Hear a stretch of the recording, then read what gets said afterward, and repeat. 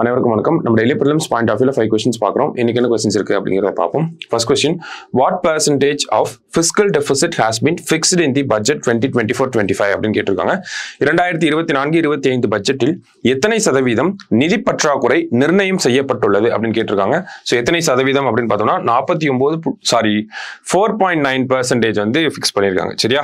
அடுத்தது, a 100 rupee coin has been released to commemorate Karunanidhi's centenary. What are the Tamil characters in it அப்படின்னு கேட்டிருக்காங்க.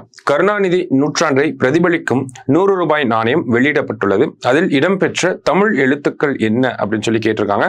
So என்ன எழுத்துக்கள் பொறிக்கப்பட்டிருக்கு அப்படின்னு பார்த்தோம்னா தமிழ் வெல்லும் அப்படிங்கிறது பொறிக்கப்பட்டிருக்கு. சரிங்களா? அடுத்தது, Third Voice of Global South Summit was hosted by which country அப்படின்னு கேட்டிருக்காங்க.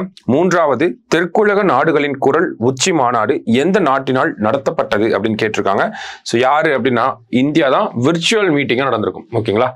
ஸோ அடுத்தது, A new maritime rescue coordination center has been inaugurated in which city அப்படின்னு கேட்டிருக்காங்க. புதிய கடல்சார் மீட்பு ஒருங்கிணைப்பு மையம் எந்த நகரத்தில் திறக்கப்பட்டுள்ளது அப்படின்னு கேட்டிருக்காங்க. எங்க அப்படின்னு பார்த்தோம்னா சென்னையில. சரிங்களா?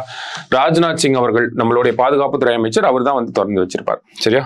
லாஸ்டா, consider the following statements. Installed power capacity of Tamil Nadu is 40,527.24 megawatt அப்படின்னு கொடுத்திருக்காங்க. Tamil Nadu produces more electricity from renewable energy than conventional energy அப்படின்னு சொல்லியிருக்காங்க.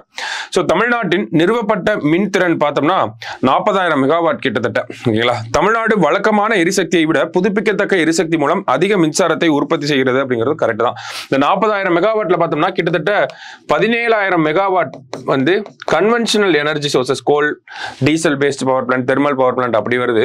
இதுல இருக்கக்கூடிய 23,000 மெகாவாட் பார்த்தோம்னா நமக்கு ரெனியூபிள் எனர்ஜில வருது. ஓகேங்களா? சோ அப்ப நம்ம ரெனியூபிள் எனர்ஜி தான் அதிகமா ப்ரொடியூஸ் பண்ணிட்டு இருக்கோம். தமிழ்நாடு 2030க்குள்ள பார்த்தோம்னா இந்தியாவோட ரெனியூபிள் எனர்ஜி லீடரா வரணும், அதிகமா ப்ரொடியூஸ் பண்ணக்கூடிய மாநிலமா வரணும்ங்கிற ஒரு டார்கெட்டும் வச்சிருக்காங்க. சரிங்களா? சோ இந்த ஸ்டேட்மெண்ட்ஸை பொறுத்த வரைக்கும் ரெண்டுமே கரெக்ட் தான். சோ போத் ஆர் கரெக்ட் அப்படிங்கிறது ஆன்சர். சரிங்களா?